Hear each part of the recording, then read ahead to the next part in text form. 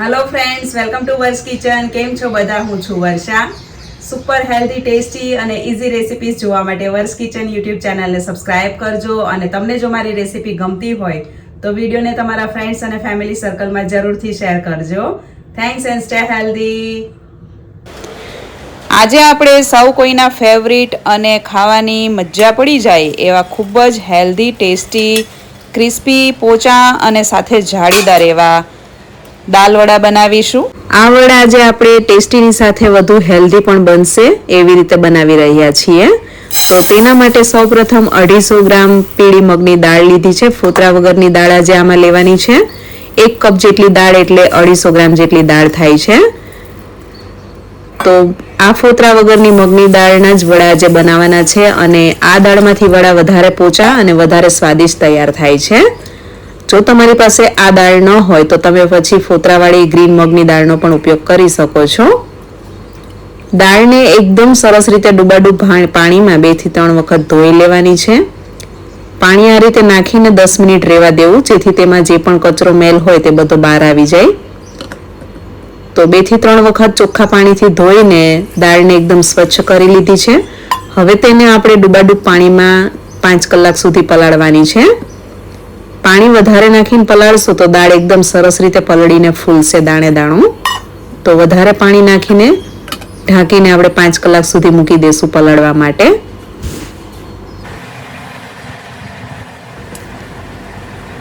પાંચ કલાક સુધી દાળ પલાળેલી હશે તો તેના વડા ખૂબ જ પોચા તૈયાર થશે. તો દાળ એકદમ સરસ પલળી ગઈ છે. મેં તેને 5 કલાક સુધી પલળવા દીધી છે અને દાણો આ રીતે આપણે પ્રેસ કરીએ તો તે તૂટી જાય છે. તો એકદમ સરસ પલળી ગઈ છે. હવે આ બધું જે પાણી છે તે આપણે ફેંકી દેવાનું છે. આ પાણીનો આપણે ઉપયોગ વડામાં નહીં કરીએ. તો બધું પાણી મેં નિતારીને કાઢી લીધું છે દાળમાંથી. હવે આપણે દાળને એક ચટણીનો જે મિક્સર જાર હોય છે તેમાં અધકચરી વાટવાની છે. તો તેમાં જરૂર પડે તો જ આપણે પાણી નાખવાનું છે. બને ત્યાં સુધી પાણી વગર વાટવાની છે. તો 6 થી 7 તીખા લીલા મરચાં, 2 મોટા ટુકડા આદુ અને 7 થી 8 કળી લસણ લેવાનું છે. તમે જો લસણ ન ખાતા હોય તો આદુ વધારે નાખવું. 8 થી 10 તાજા લીલા લીમડાના પાન નાખવા. લીમડાના પાનને કારણે વડાનો સ્વાદ બહુ જ સરસ આવશે. 1 ચમચી જેટલું આખું જીરું નાખીને હવે આ દાળને આપણે મિક્સરને ચાલુ બંધ એ રીતે કરીને અધકચરી વાટી લેવાની છે. દાળને જો પાણી નાખીને એકદમ ઝીણી વાટશો તો તે વડા એકદમ ચીકણા તૈયાર થશે અને વડામાં ખૂબ જ તેલ ભરાશે. તો બને ત્યાં સુધી 2 થી 3 ચમચી જેટલું જ પાણી નાખીને દાણેદાર જ વાટવાનું છે. આ રીતે કરકરું રહે, કોઈ મગની દાળનો દાણો આખો રહે તો પણ ચાલશે, પણ કરકરું વાટવું ખૂબ જ જરૂરી છે. જેને કારણે વડા એકદમ ફરસા ઉપરથી ક્રિસ્પી તૈયાર થશે અને તળતી વખતે તેમાં તેલ બિલકુલ નહીં ચડે. એકદમ કોરા હોય તેવા વડા તૈયાર થશે.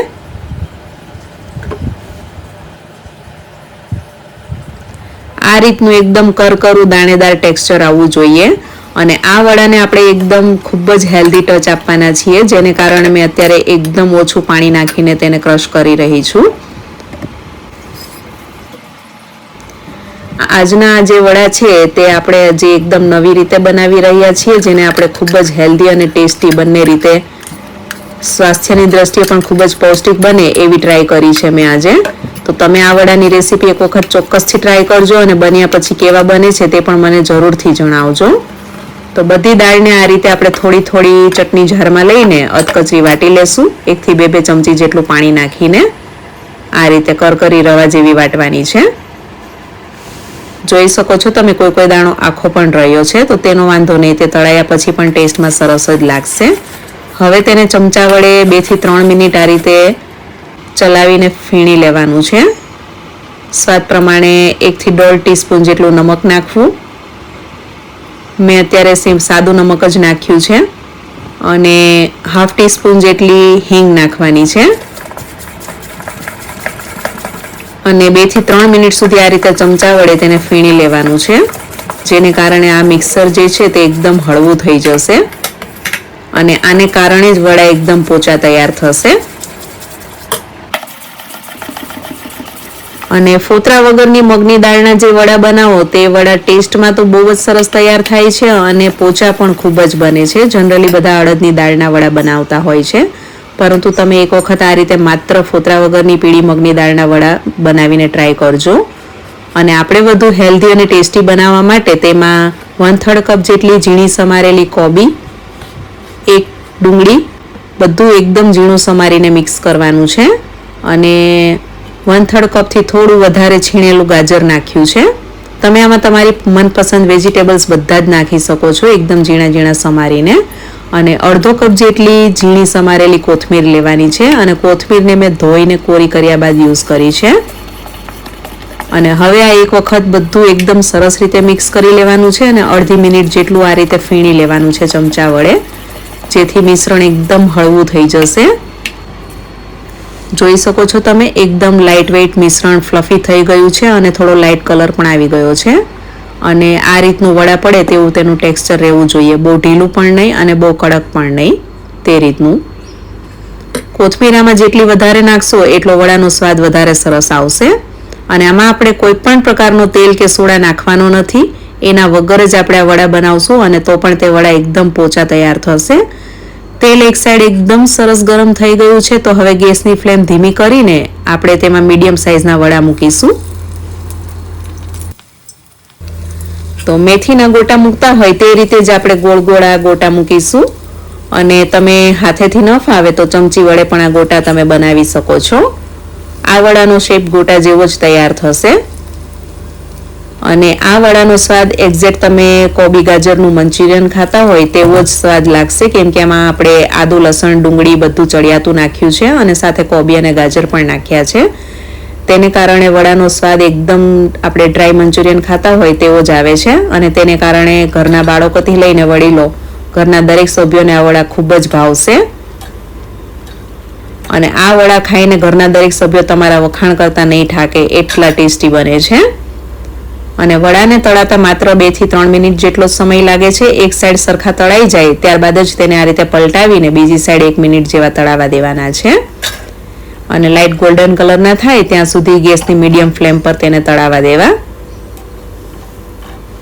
બહુ ફાસ્ટ ફ્લેમ પર તળવાના નથી, જેથી વડા અંદર સુધી એકદમ સરસ રીતે કૂક થઈ જાય.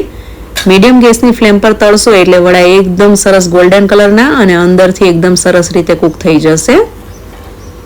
અને ઉપરથી તમને જેટલા ક્રિસ્પી વધારે ભાવતા હોય તે પ્રમાણે તમે વધુ ગોલ્ડન કલરના ફ્રાય કરી શકો છો.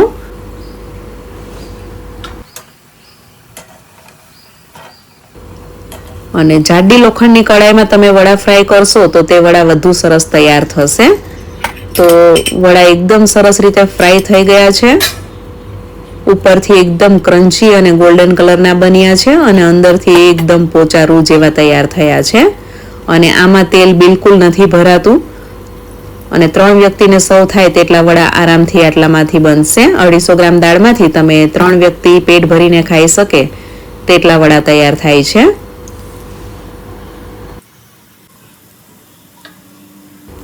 તો આ જ રીતે આપણે બીજો બેચ પણ વડાનો તળી લેશું અને 3 મિનિટમાં તો વડા તળાઈને તૈયાર થઈ જાય છે. અને વડા તળતી વખતે ગેસની ફ્લેમ મીડિયમ રાખવાની છે. તેલ બહુ આવી ગયું હોય તો ગેસની ફ્લેમ ધીમી કરીને વડા પાડીને ત્યારબાદ તેમાં ગેસની ફ્લેમ મીડિયમ કરી દેવી, એટલે વધારે પડતા લાલ ન થઈ જાય અને એકદમ સરસ કલર પણ આવે અને અંદર સુધી વડા સરસ રીતે કૂક પણ થઈ જાય. અત્યારે વડા તળાતી વખતે સુગંધ એકદમ જોરદાર આવી રહી છે. તમે આમાં તમારા મનપસંદ મસાલા અને વેજીટેબલ્સ નાખીને વધુ ટેસ્ટી અને હેલ્ધી બનાવી શકો છો. અત્યારે આ વડાને હું ગ્રીન ચટણી સાથે સર્વ કરી રહી છું. આ ખાટી, તીખી અને નમકીન એવી ગ્રીન ચટણી છે. અને તમે આને ગરમા ગરમ કઢી સાથે પણ સર્વ કરી શકો છો. ખજૂર ગોળ આંબલીની ખાટી મીઠી ચટણી સાથે પણ સર્વ કરી શકો છો. અને તળેલા અથવા તો કાચા મરચાં તમને જે ભાવતા હોય તેની સાથે સર્વ કરવા. આપણે જોઈએ તો વડું અંદરથી એકદમ સરસ કૂક થઈ ગયું છે. જાળી પણ સરસ પડી છે, ઉપરથી ક્રિસ્પી અને અંદરથી એકદમ સોફ્ટ પણ છે. અને આ વડામાં તેલ એકદમ ઓછું જાય છે. ઓછા તેલવાળા તેમ છતાં ક્રિસ્પી, પોચા અને જાળીદાર એવા તૈયાર થાય છે. આમાં આપણે તેલ સોડાનો ઉપયોગ જ નથી કર્યો ખીરામાં, એટલે વડા એકદમ ઓછા તેલવાળા તૈયાર થાય છે. તો તમારામાંથી કોને કોને દાલવડા ખૂબ જ ભાવે છે, તમે કેવા પ્રકારના દાલવડા ખાવાનું વધુ પસંદ કરો છો, અને તમે આ વિડીયો કઈ જગ્યાએથી જોઈ રહ્યા છો તે મને કમેન્ટ્સમાં જરૂરથી જણાવજો. આ દાલવડા તમે ગ્રીન ચટણી, મીઠી ચટણી કે કઢી શેની સાથે વધુ ખાવાનું પસંદ કરો છો તે પણ મને કમેન્ટ્સમાં જરૂરથી જણાવજો. રેસીપી તમને ગમી હોય તો વિડીયોને લાઇક અને શેર કરજો અને ચેનલને સબસ્ક્રાઈબ કરજો. Thanks for watching and stay healthy.